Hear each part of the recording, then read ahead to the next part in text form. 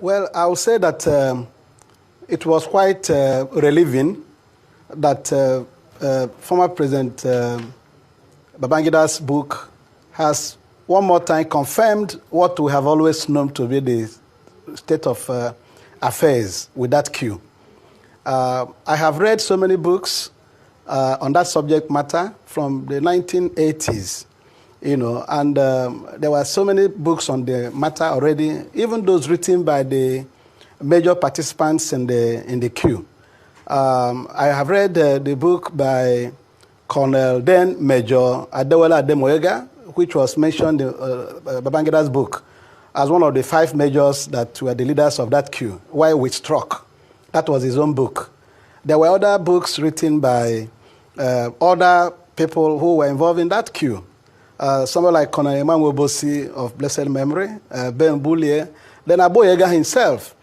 There was no way we would have felt better than coming from General Babangida, who was later military head of state and was an officer in the Nigerian army, though as a young officer, but having become head of state under military dispensation, it will be clear that he had access to classified information.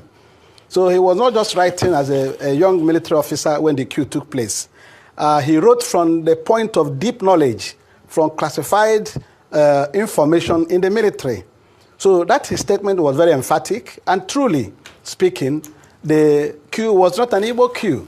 It was a coup, like he posited, by young military revolutionaries who thought that they would make things better for Nigeria by removing the government at the time. And the primary objective was to release Bafemi Awolowo, who was in prison in Calabar.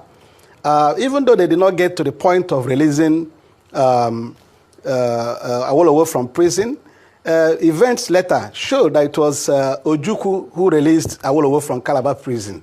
So the coup itself was also not supported by Ojukwu himself. Having come to this realization that is should be incontrovertible at this time, what do we make of it?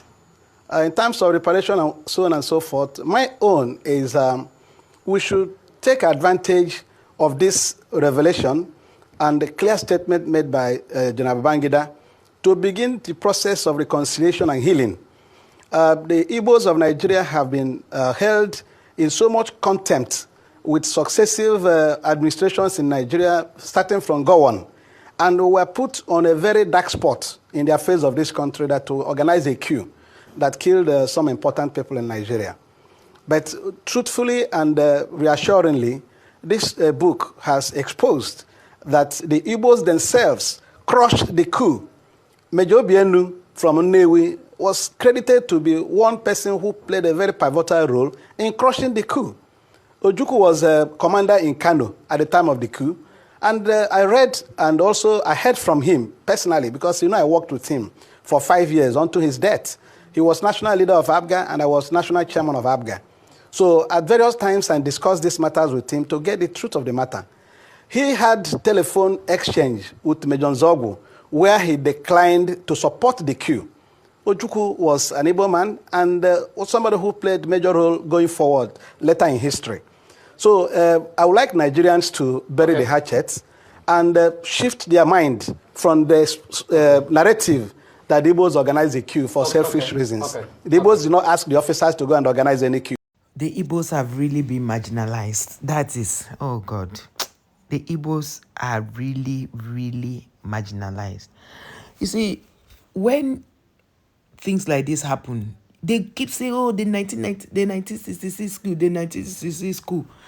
And at the end of the day, it turned out to be a lie. Because they will use religion. When they saw that they have used that coup, the coup, and they saw that it was beginning to wear out. It's not still using that the Igbos have plans to separate Nigeria. Okay.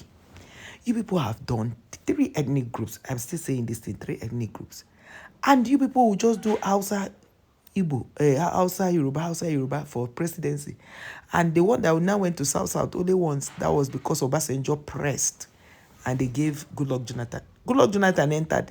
He was still doing Hausa. It's still the Hausa people that showed him Shege Banza, that they are still regretting till tomorrow. The Hausa people showed Goodluck Ebele Jonathan because he was practically almost worshiping them. Anything they said, he did. But at the end of the day, he neglected where he came from. He was following their footsteps. But what happened? When they wanted to knock him off, it was still the North that knocked him off. Yes. And the thing is, we, the people from the South, we would have said, okay, well, let us at least save him. He wasn't even doing anything. We are not saying that you should become a president and do for your people alone. Let the power let it go around. Let it not be one-sided. Now, the Igbos, every small election, those who vote an Igbo man, they have plans. They remember they could. Meanwhile, it was just false. Like, the point of correction, Babangida was never a president. He was a head of state. He wasn't the president. A president is somebody who was elected and voted for. So if you are in the military, you are not a president. You are a head of state. So Babangida was former head of state, not president.